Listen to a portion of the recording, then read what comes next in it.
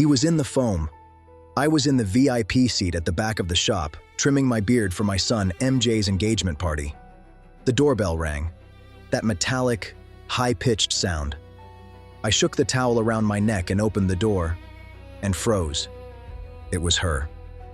Brenda. 10 years. Easy to say, man. 10 years later. She stood before me as if she had gone out for coffee yesterday morning. The shine was gone from her hair.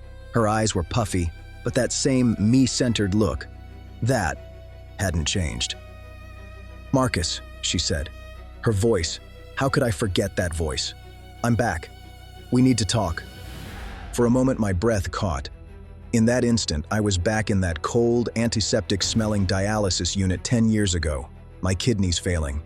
That metallic taste I felt while hooked up to that machine. Brenda's last words to me rang in my ears. "I can't do this, Marcus.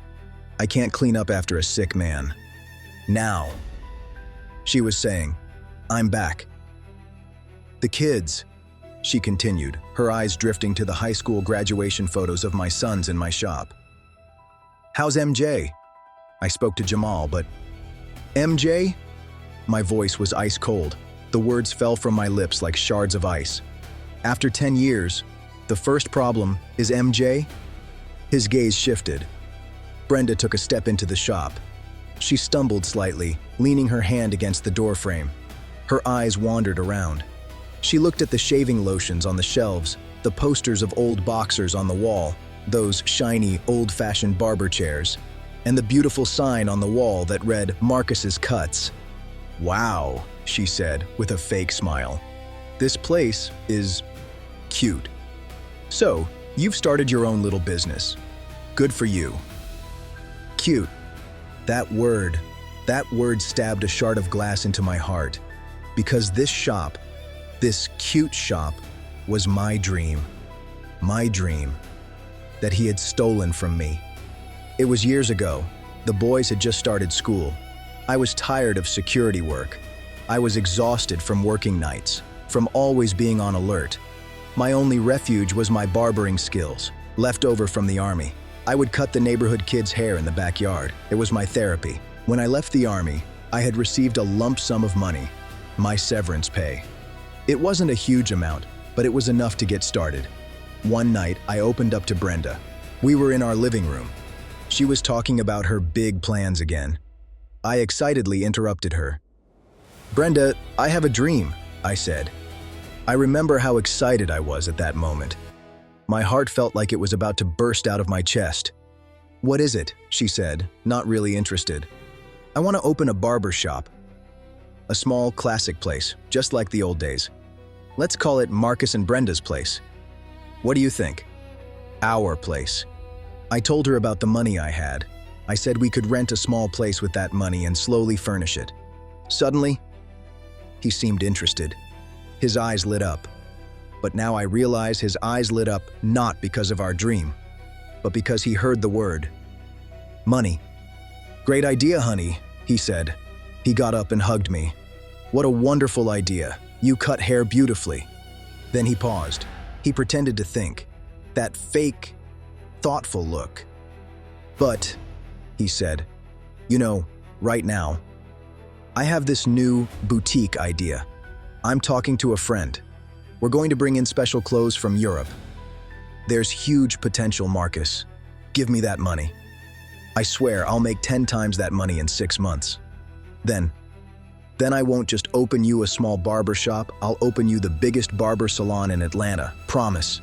The whole city will be talking about us." My inner monologue at that moment. My innocence at that moment. I felt a slight disappointment. I wanted that little shop so badly, right at that moment. But I trusted him. She was my wife.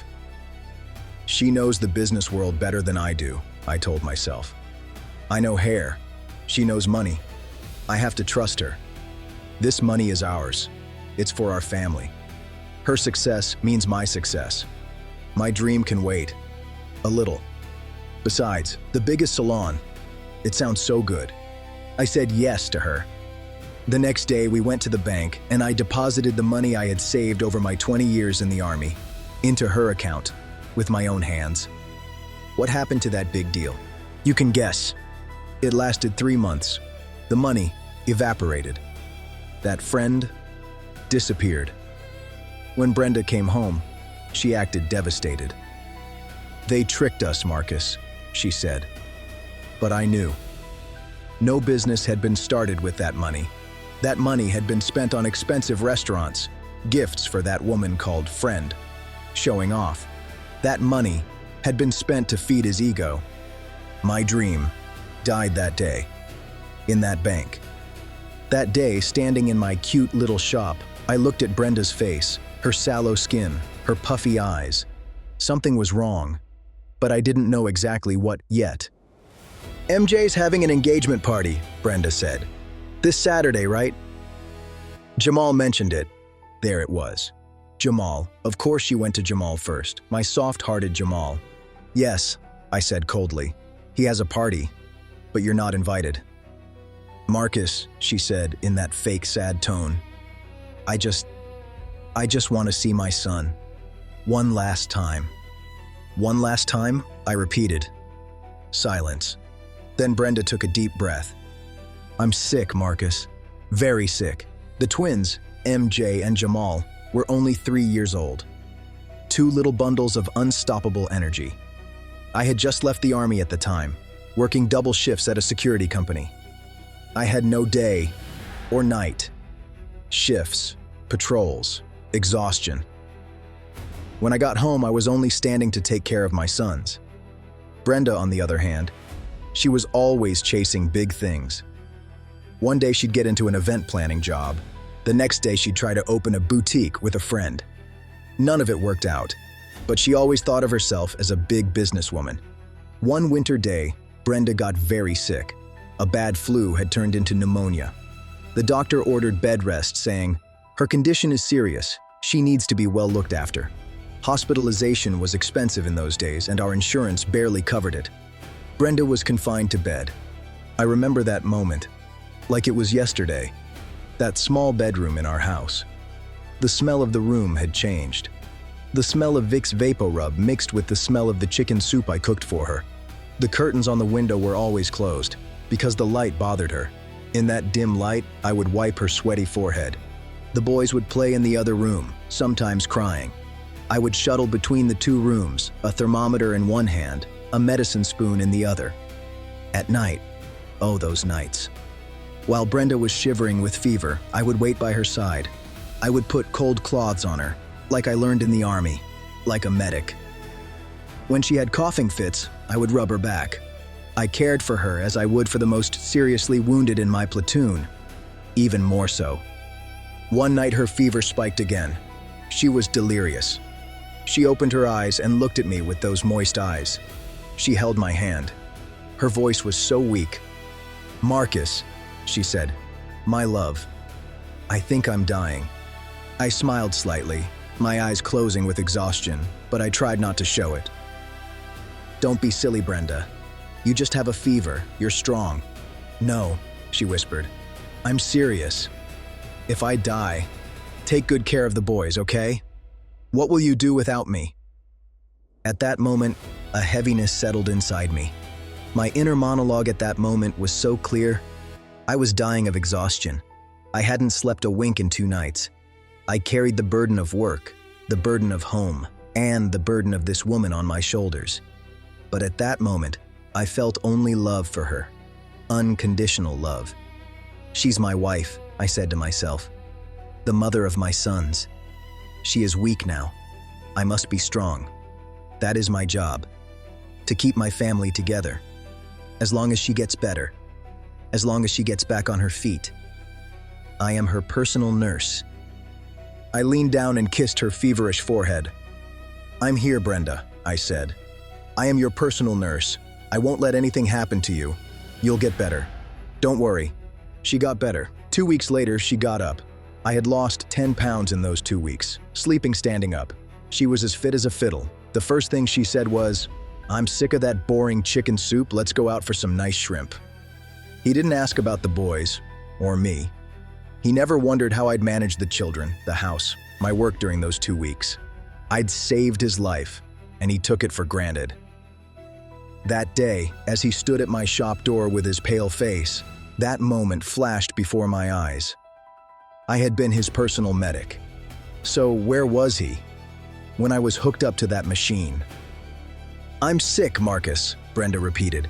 "My kidneys. The doctors haven't given me much time." That moment, my heart pounding, that sallow complexion, those puffy eyes, that weary posture. I'd seen these symptoms many times during my years as a medic in the Army. Kidney failure, end stage, and her mention of Jamal, her asking about MJ.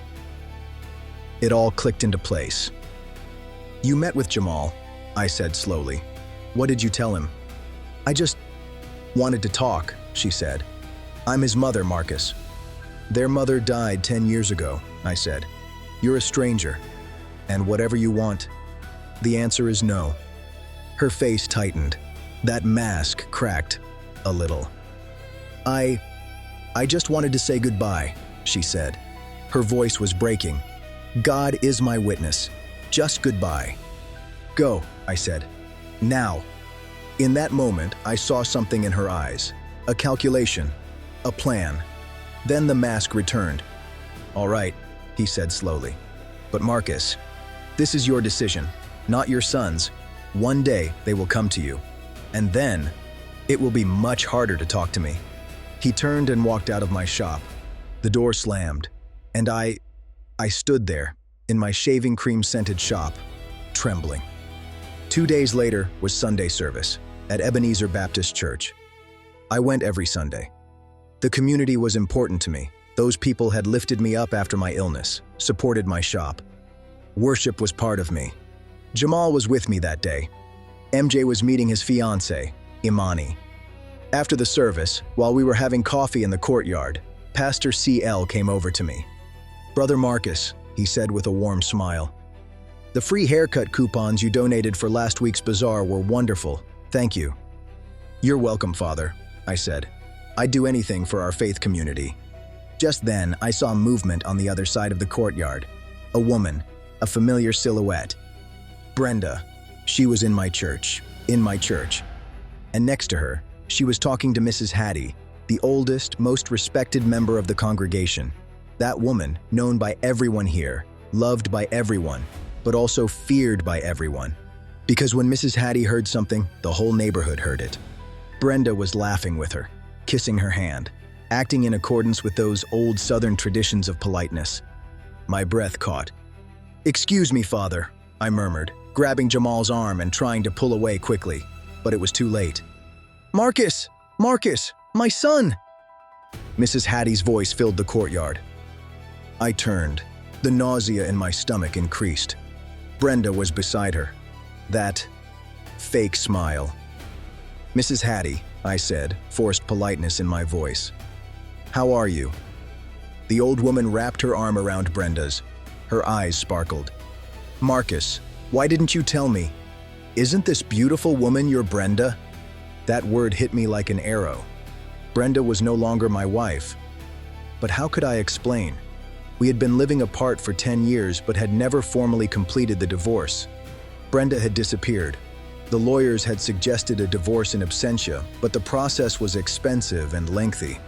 I was struggling with dialysis and then debt, and I never got around to completing it. "Yes," I said coldly. "My ex-partner." "She told me everything," Mrs. Hattie continued. Her voice was so soft, so compassionate. But I knew. That woman was just gathering gossip. Her illness, her kidney failure, how she wanted to return to her family. Oh, how emotional. People around us had started staring. A small crowd had formed. Even Reverend CL had stopped, watching with curiosity. "She's not my family," I said. My voice was trembling but low. "She abandoned us 10 years ago." Brenda stepped forward. I saw that fake sorrow in her eyes, but in her voice was that soft, manipulative tone. "Marcus," she said, loud enough for everyone to hear. "I know I caused you a lot of pain. Back then I was weak. I was scared. I was scared I couldn't handle your illness. But that was my mistake. Now I'm sick.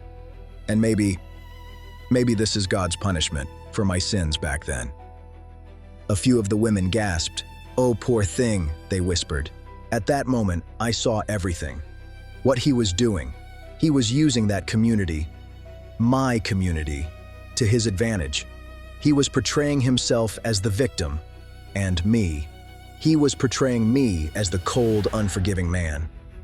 "People make mistakes," she continued. Her voice broke.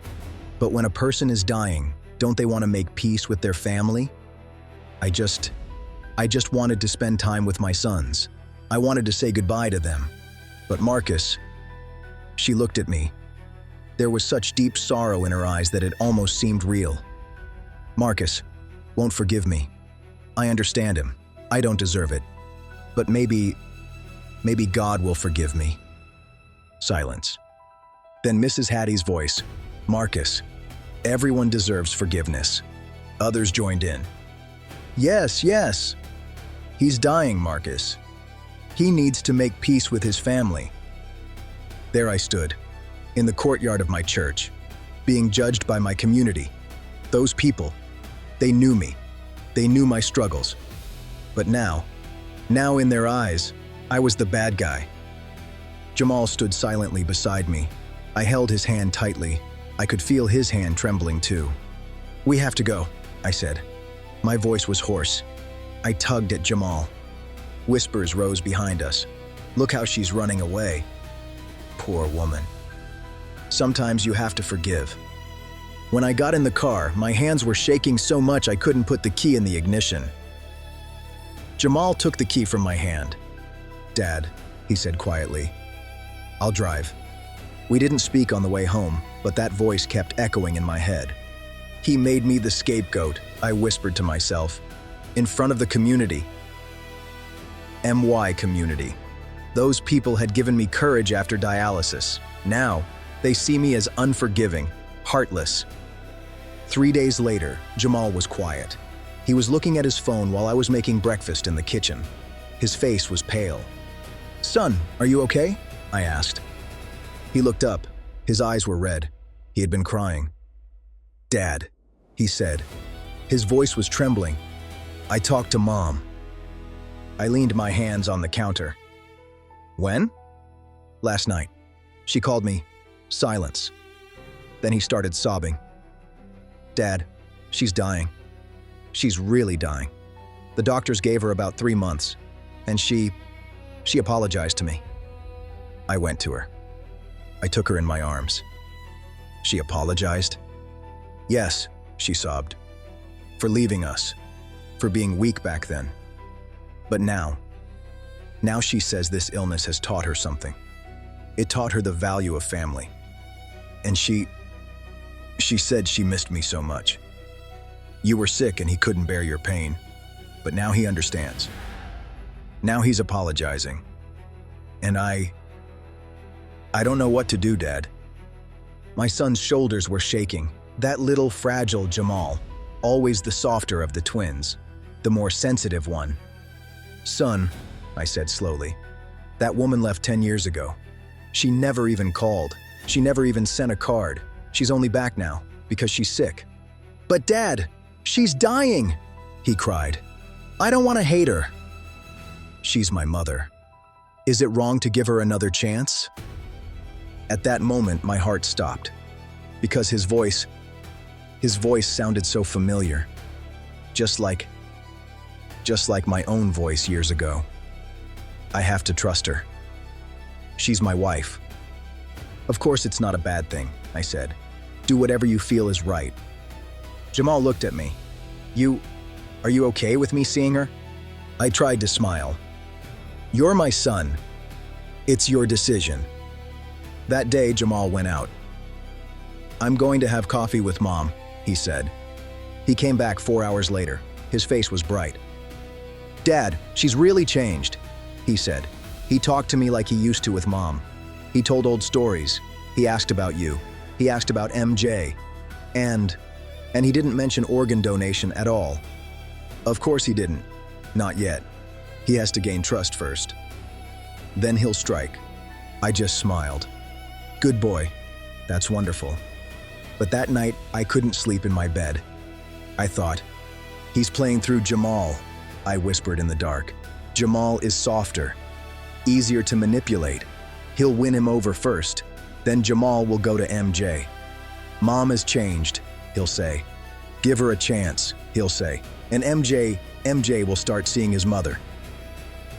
A week later, the bank called me. There was a strange tone in their voices.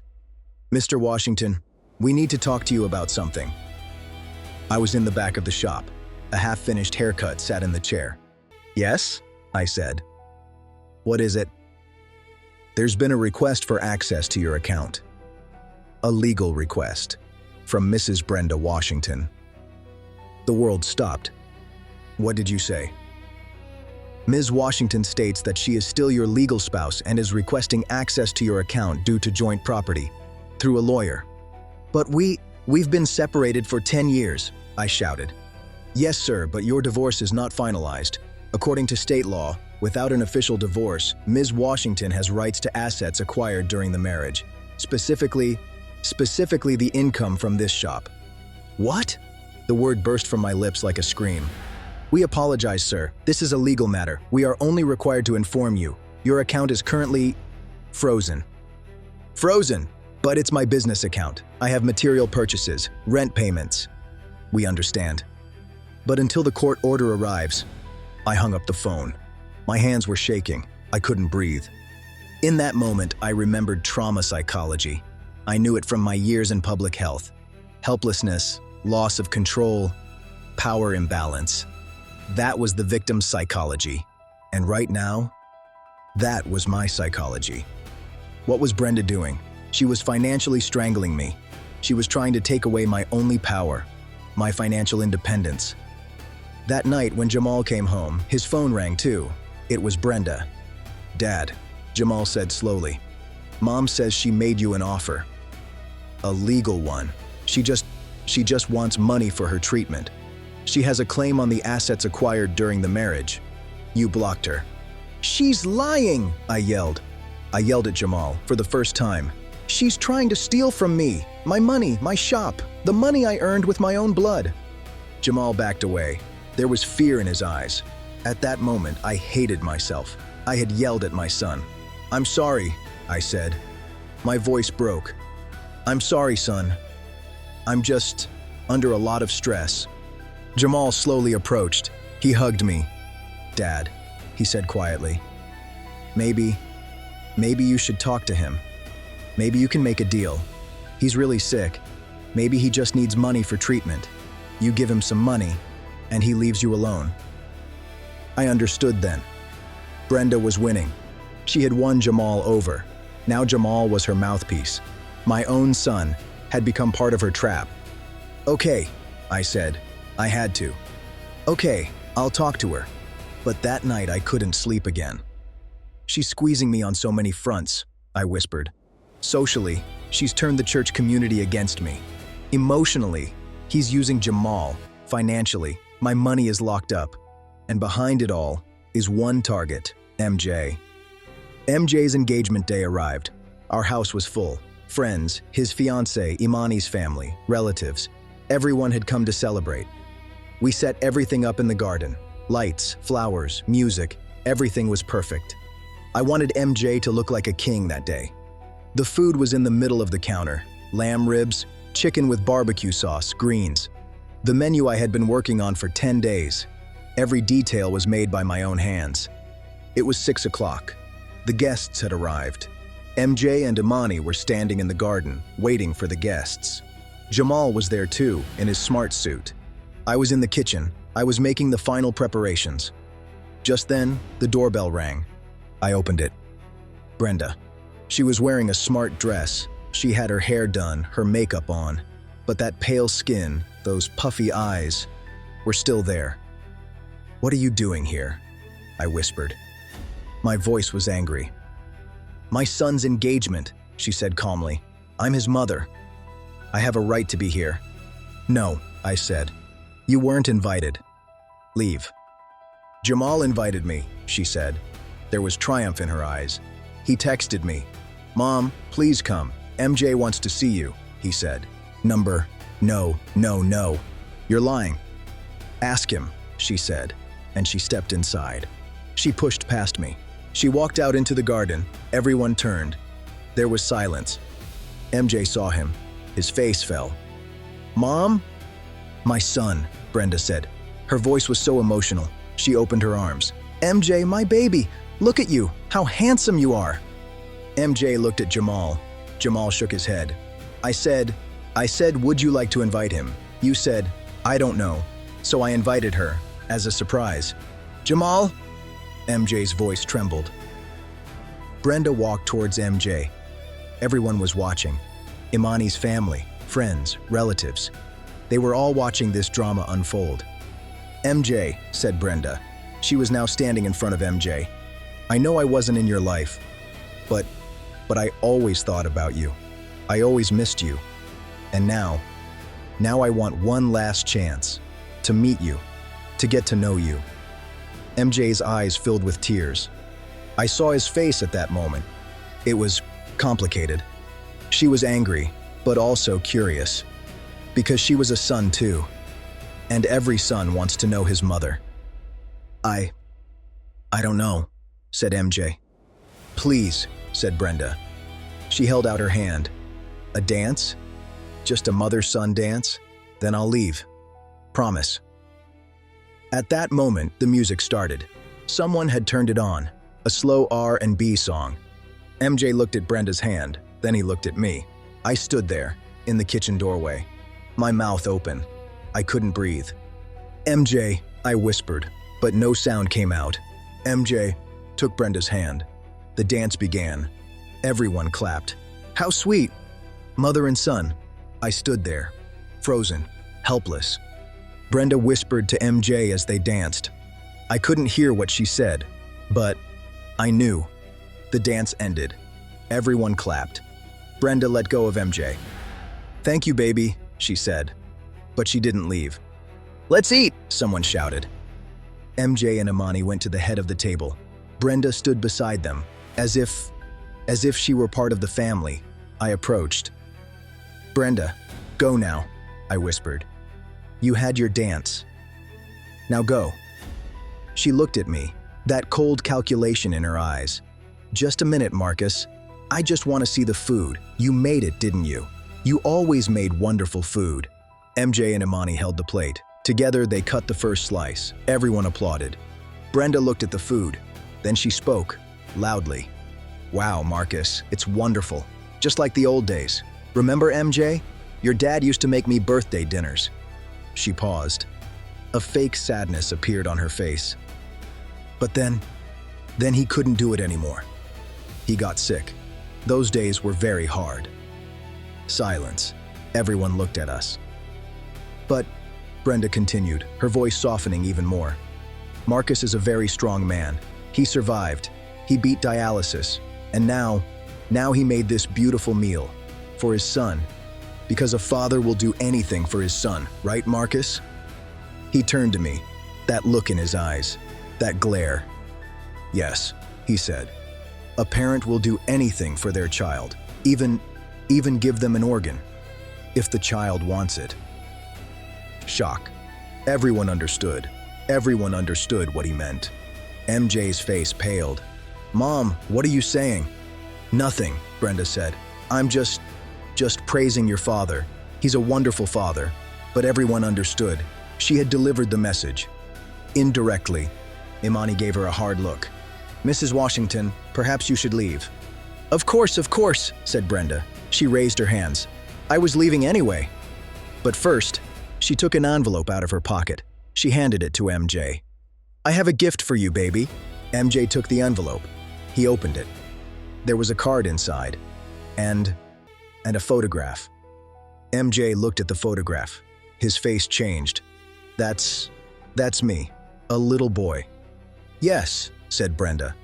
"You were 3 years old, the day I first put you on a bike. Do you remember?" "No, of course you don't. You were too little." "But I remember." MJ was crying. "Mom, but now," Brenda said, "now I want one more chance to connect with you, to get to know you. And maybe you'll want to get to know me too. Because I'm dying, MJ. My kidneys have failed. The doctors gave me a few months. I just want to say goodbye to you. Silence. Then MJ's voice. Are you dying? Yes, baby. But isn't there a cure? There is, Brenda said. Her voice was very slow. A kidney transplant. But the waiting list here is very long. Until a donor is found, I'll probably die. MJ looked at me. The question was in his eyes. Dad? He said. Is he really dying? Everyone looked at me. I stood there, in my own backyard, at my own son's engagement party, in front of everyone. Yes, I said. My voice was hoarse. He's sick. Well, MJ's voice trembled. Well, can we do anything? Brenda looked at me. There was triumph in her eyes. Ask your dad. Everyone turned to me. Dad? MJ said. What was I going to say? I began, but Brenda interrupted. MJ, organs usually come from family members. The chances of a match are higher. Your kidney might match mine. Maybe you could save me, but it's your and your father's decision. I just wanted you to know. MJ's face went white. My kidney? One of them, Brenda said softly. People can live with one kidney. You give me one of yours, we both live. It's not risk-free, of course, but it could save me. MJ looked at me. Jamal looked at me. Imani looked at me. Everyone looked at me. And in that moment, something snapped inside me. No! I yelled. My voice filled the yard. No! You are not giving her a kidney! Everyone was shocked. MJ stepped back. Dad? That woman, I said, pointing at Brenda. That woman abandoned you when you were 13. She didn't call you for 10 years. She didn't send a card. She didn't send $1. When you were sick, when you were hungry, when you were crying. Where was she? Marcus, Brenda said. Her voice was calm. You're getting emotional. Getting emotional? I yelled. Yes, because this is emotional. You came here, you tricked my community, you tricked my son, and now you want my other son's organ. Dad, calm down, MJ said. He was crying. Dad, please, everyone is watching. Let them watch, I yelled. That woman, that sick, poor woman, is a liar. She's using you, MJ, to get an organ. Brenda approached me. Marcus, you're tired. Maybe you should go inside. Imani held me. Mr. Washington, she said softly. Please. No, I cried. No. But MJ was crying. Jamal was crying. The guests were whispering. MJ, Brenda said softly. This is your decision. I'm not forcing you. I just want to spend time with you. I want to get to know you in my remaining days. Forget about the organ thing. It doesn't matter. You matter. MJ looked at her. Then he looked at me. I need some time, he said. His voice was broken. To think. Of course, baby, Brenda said. Think about it. But just know that I love you. I always have. She turned. She left. I stood there, like a wrecked barbecue table. Everyone around me was looking at me. I knew those looks. Shock, disappointment, judgment. MJ came over to me. Dad, he said quietly, why did you do that?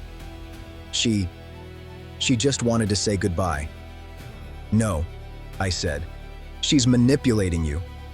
You don't know her, MJ said. His voice was raised.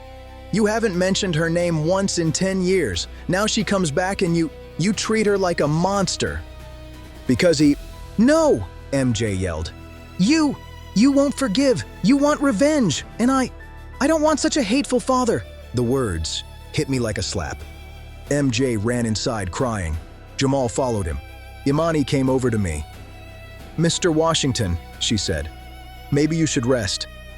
I shook my head. I went inside. My party was over. Everyone left.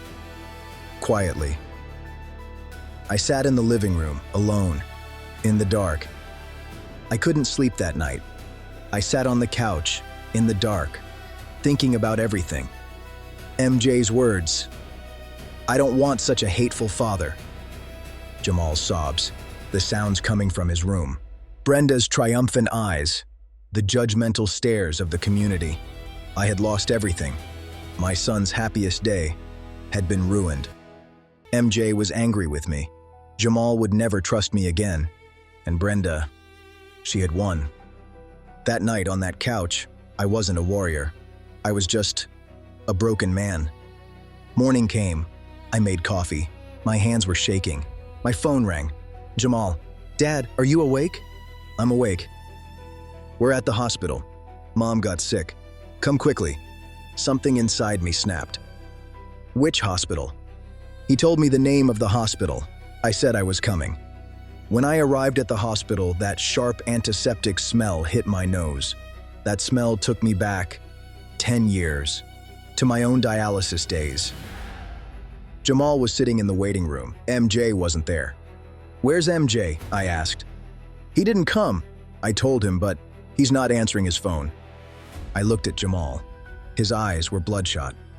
Dad, Mom's in really bad shape. The doctors, they say. I sat down next to him. What are they saying? 3 months, maybe less. If they don't find a kidney, she'll die. Silence. I'm going to tell MJ to donate a kidney, Jamal said. His voice was firm but shaky. If you don't give permission, I'm over 18. I'll give my own kidney. I turned to him. What? Yes, he said. She's my mother. I won't kill her. You can abandon her, but I can't. Jamal, No, Dad, he shouted. He stood up. You interpret everything about her as bad. You don't forgive. You demonize her because she left you, but I will forgive her, and I will save her. He walked away crying. I sat there, alone, in that cold waiting room. And just then, the doctor came out. An old man, Dr. Evans. He was talking to someone else in the hallway, a nurse. Mrs. Washington's case is very complicated, the doctor said. His voice was tired. She applied for the transplant list, but she won't be accepted. Why? The nurse asked. Alcoholism. Her records are clear. She's been to the emergency room 3 times in the last 6 months alone, all for alcohol poisoning. The criteria for acceptance on the list are very clear. She must have been sober for at least 6 months. She doesn't qualify. But she's going to die. Yes, but there are rules. We have to choose between hundreds of patients for a limited number of kidneys. And we can't give her a kidney without her solving her addiction problem, because she'll ruin the new kidney too. The nurse shook her head. They both walked away. I stood there, frozen in that hallway. There. That aha moment. Brenda wasn't just sick. She was disqualified. She couldn't get a kidney through official channels. That's why she came to MJ. That's why she was using Jamal. She had sacrificed her own kidneys to alcohol. Now she wanted my son's kidney, and she would ruin that kidney. The same way. At that moment, everything changed. This wasn't about revenge. This was a rescue mission. If I stayed silent, MJ or Jamal would give him a kidney. They would undergo surgery, take risks, and Brenda, she would get the organ and start drinking again in 6 months. She would kill the new kidney too. And my son would lose both his organs and his hope. No, I whispered. I won't allow it. I found Jamal. He was in the waiting room. Jamal, I said, I need to talk to you.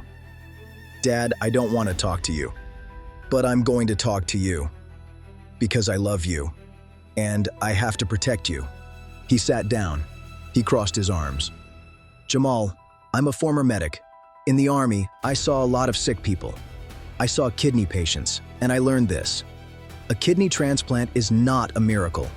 If the patient doesn't change their lifestyle, the new kidney will die too. What are you saying? Why did your mother's kidneys die? Disease? Number. Alcohol. drugs, bad living, and she's still doing it. You're lying. No, I just heard the doctor. She's not eligible for the transplant list because she's continued to drink alcohol, even in the last 6 months. She's not clean. Jamal's face fell. No. Yes, he's lying to you. He's lying to MJ. He's not a repentant mother. He's still an addict. And if you or MJ give him a kidney, he'll kill that kidney too, just like he killed his own. I don't believe it. Then find out for yourself, I said.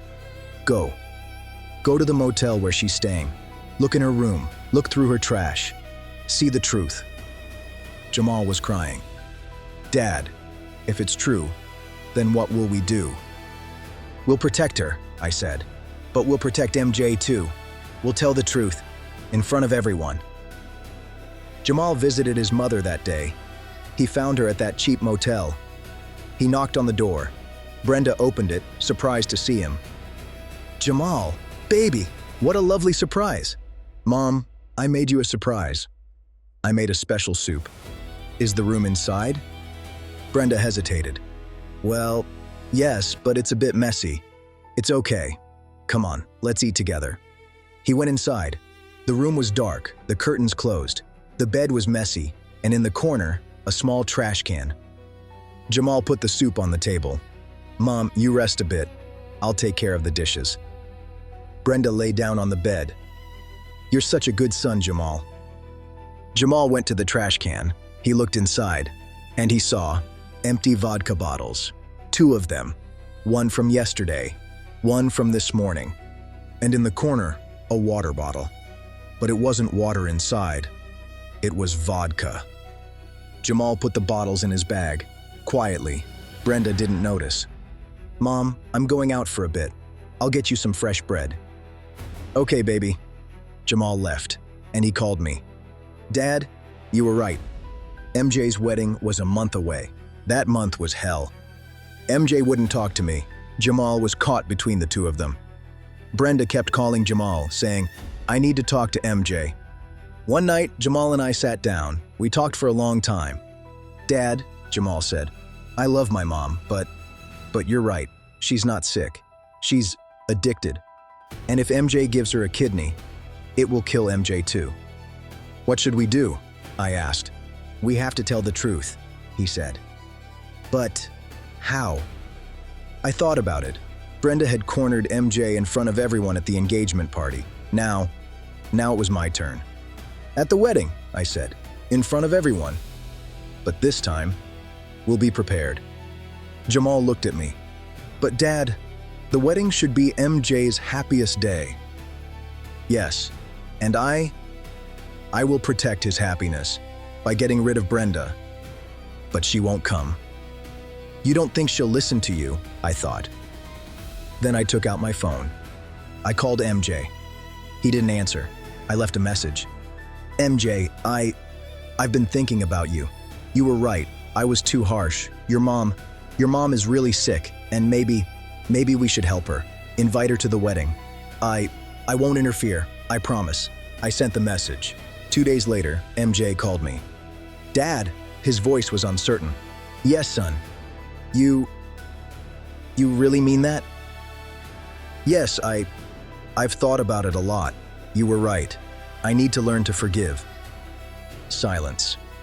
Dad, I love you. And if you're really doing this, thank you. Invite your mother to the wedding, I said. But I have one condition. What? Before the wedding, we'll have an honest conversation with her, as a family. You, me, Jamal, and her.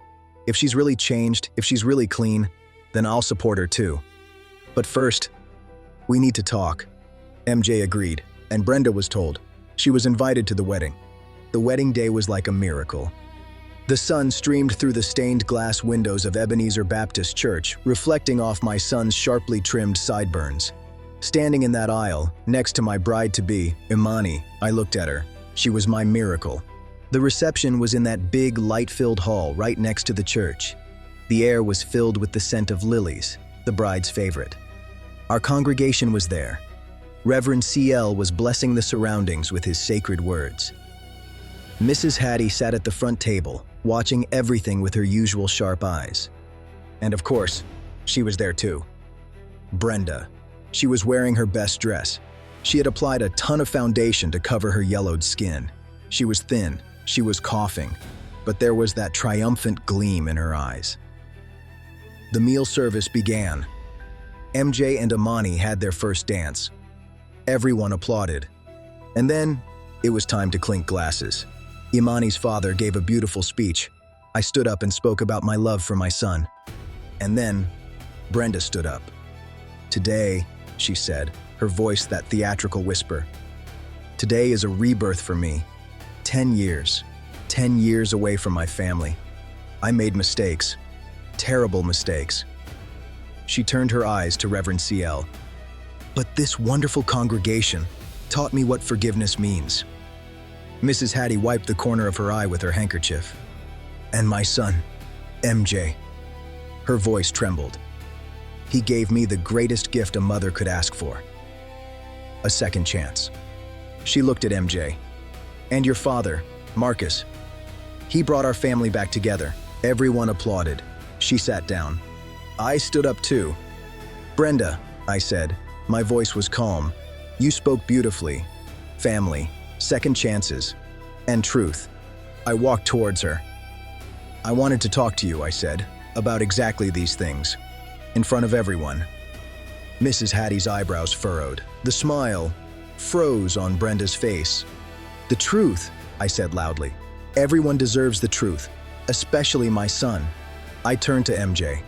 "MJ, what did your mother tell you? She told you she was sick. She told you she was dying. And maybe she told you that your kidney could save her." Silence. Everyone was looking at me. "But she didn't tell you something," I said. "She didn't tell you why she was sick." Brenda tried to stand up. "Marcus, what are you doing?" "I'm telling the truth," I said. I turned to Jamal. "Jamal, my son." Jamal stood up. He took those bottles out of his pocket, empty vodka bottles, and that water bottle. "These," Jamal said, his voice trembling but strong, "are the things I found the day I visited my mother. In her room. She told us she was clean. But she was still drinking." He placed the bottles on Brenda's desk. Brenda's face turned white. "I'm a former medic," I said, "and I learned something in hospital corridors. Kidney failure is sometimes genetic, but most of the time, it comes from lifestyle." I looked everyone in the eye. "Why did Brenda's kidneys fail?" "Alcohol, years of addiction, and she's still at it." Father CL's mouth fell open. "She's not eligible for the National Organ Transplant List," I said, "because doctors know if they give her a kidney, she'll kill that new kidney too. That's why she's coming to MJ, because the system has rejected her." Mrs. Hattie whispered, "My God." "She's not just a sick woman," I said. "She's an active addict. And if MJ gives her a kidney, MJ will take the risk of surgery, give up a part of her life. And 6 months later, Brenda will start drinking again. She'll kill the new kidney too. And MJ will lose both her organ and her hope." MJ looked at her mother. The question was in his eyes.